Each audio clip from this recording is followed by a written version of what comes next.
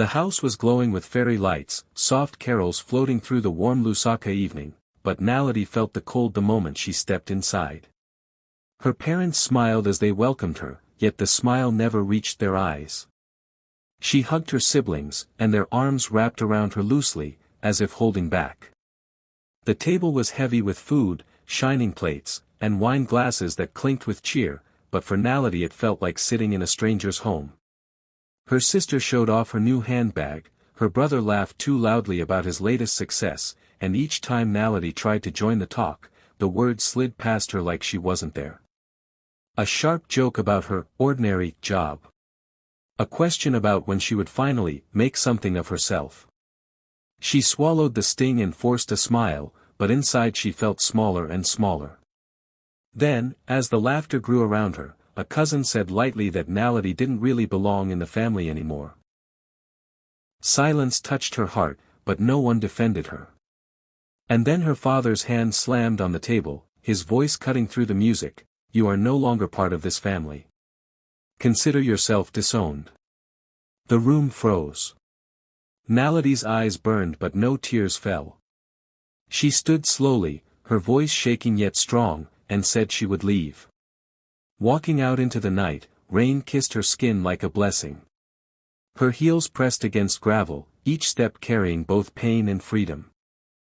The dinner table looked perfect, with shiny plates, roasted chicken, vegetables, and glasses of wine reflecting the fairy lights above.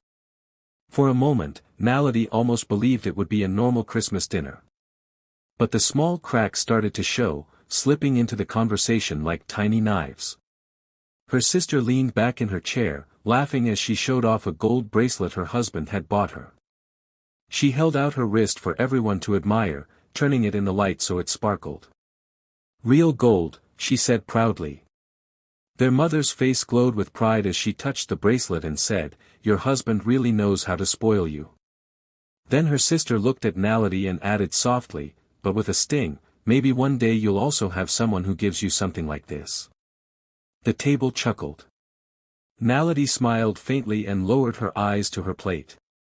Her brother quickly joined in, talking loudly about the new car he had just bought. "A German machine," he bragged, his voice full of pride. "Not like the little cars people drive to save fuel." He smirked at Naledi, knowing she drove an old second-hand car. "But hey, at least it gets you from A to B."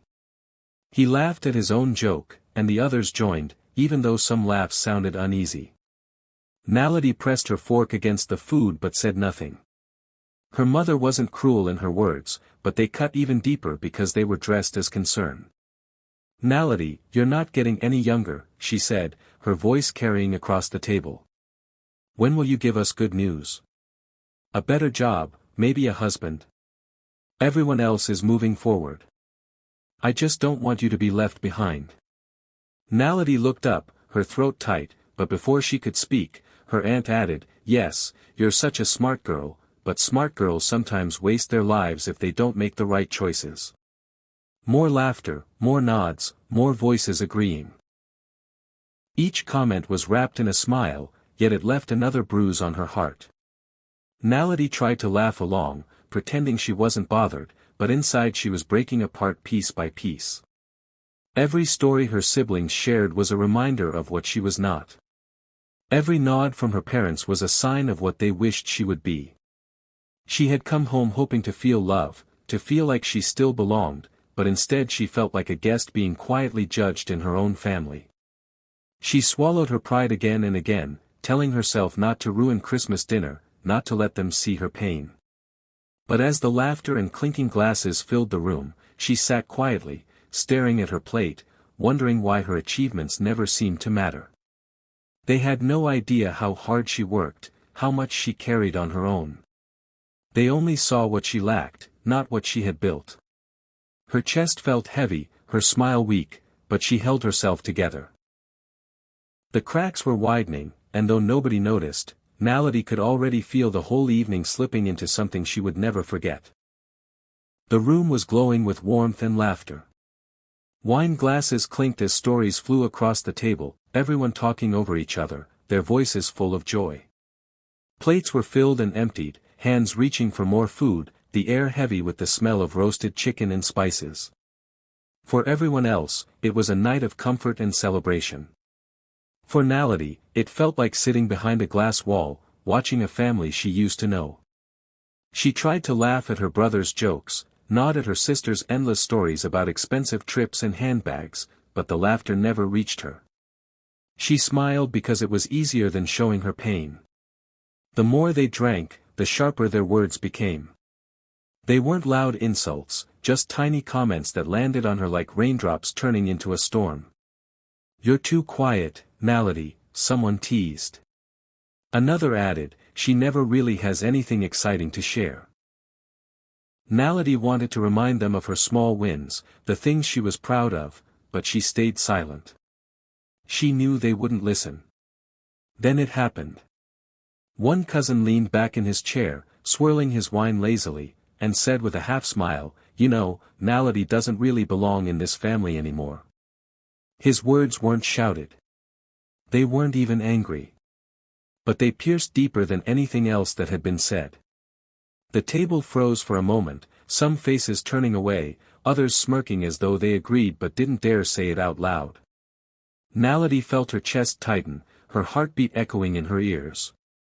She forced a small smile, pretending it didn't hurt.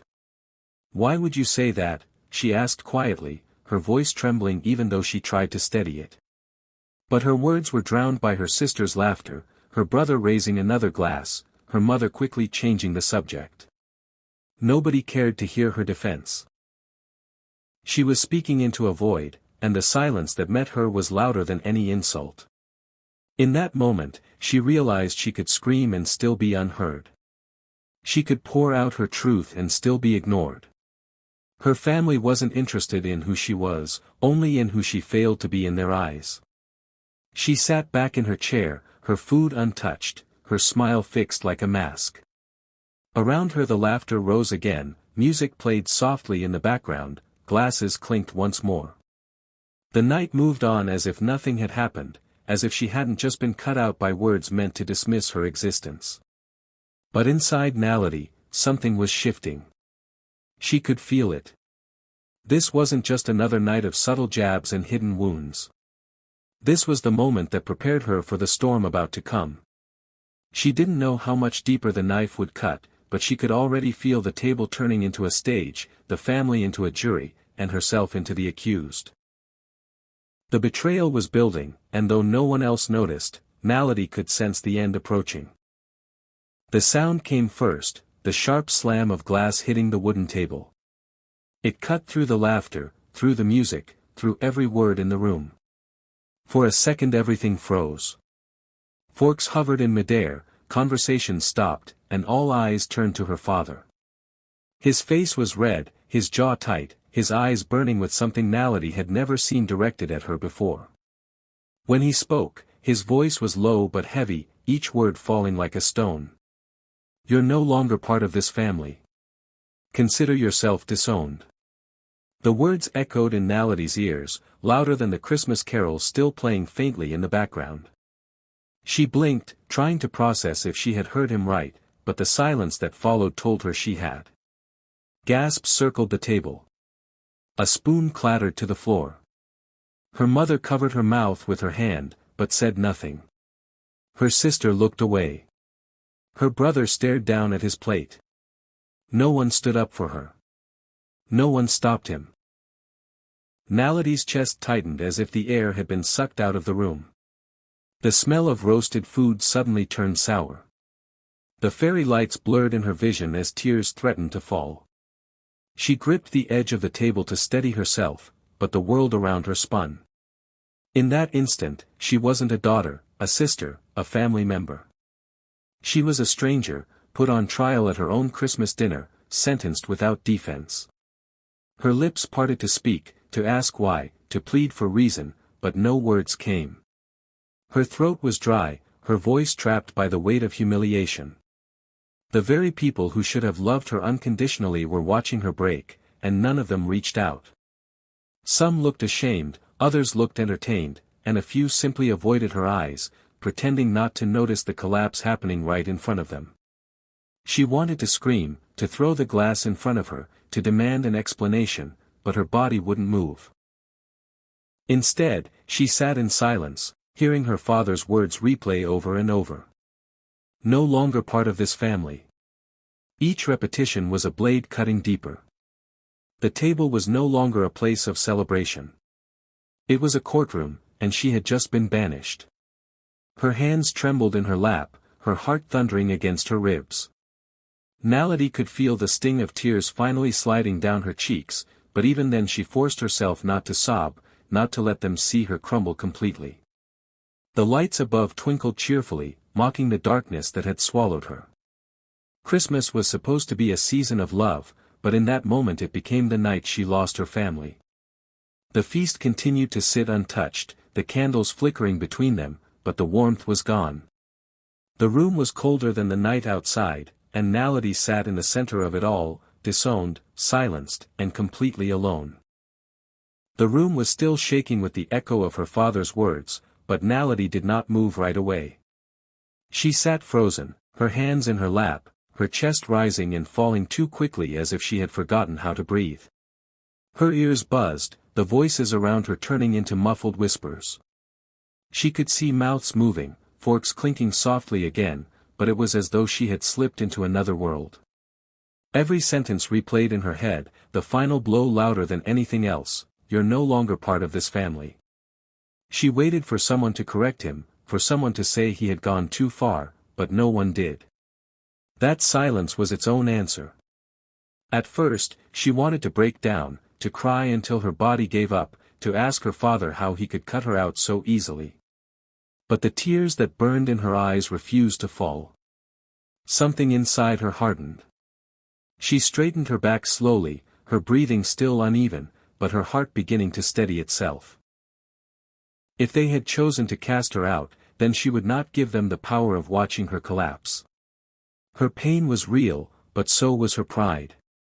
When she finally spoke, her voice trembled at the edges, yet it carried across the table with surprising strength. "If that's what you want, then I will leave." Every head turned toward her. Her sister's smile slipped away. Her brother looked down quickly, as if ashamed. Her mother blinked rapidly, caught between guilt and fear. Naledi didn't rush. She let her words settle, let the silence grow heavy. She pushed her chair back, the scrape of wood against the tiled floor sounding louder than any shout could. Then she lifted her head and looked at each face one by one, memorizing them.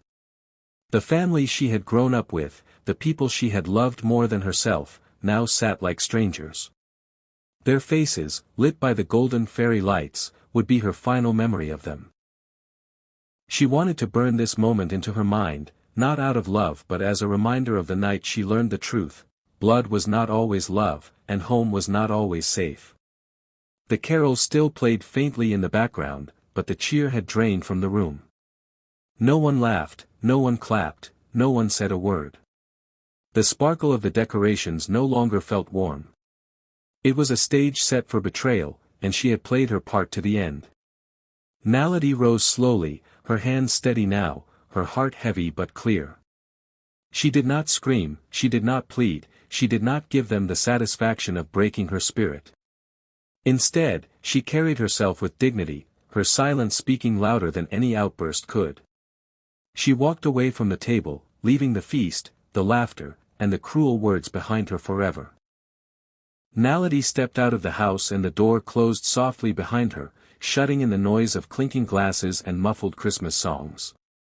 The night air rushed against her face, cool and damp, and for the first time that evening she could breathe. The rain had just begun to fall, soft drops landing on her skin, rolling down her arms, soaking into her dress. She tilted her head slightly upward, letting the sky wash her clean. Inside, the lights were still shining, the laughter still rising, but out here it was quiet. She could almost hear her own heartbeat calming, steadying itself after the storm. Her heels pressed against the gravel driveway, each step sharp and final.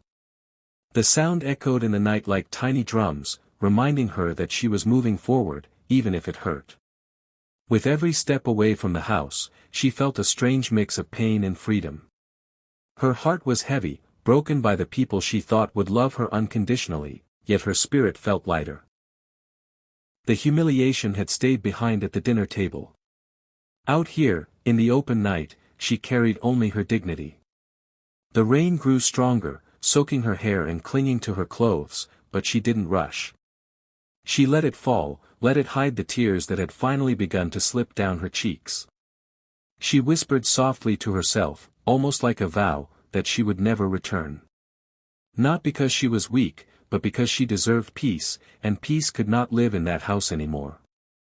A car passed in the distance, its headlights flashing briefly across her, but she didn't stop walking. The streets were empty, quiet except for the rhythm of rain against the ground and the crunch of her shoes.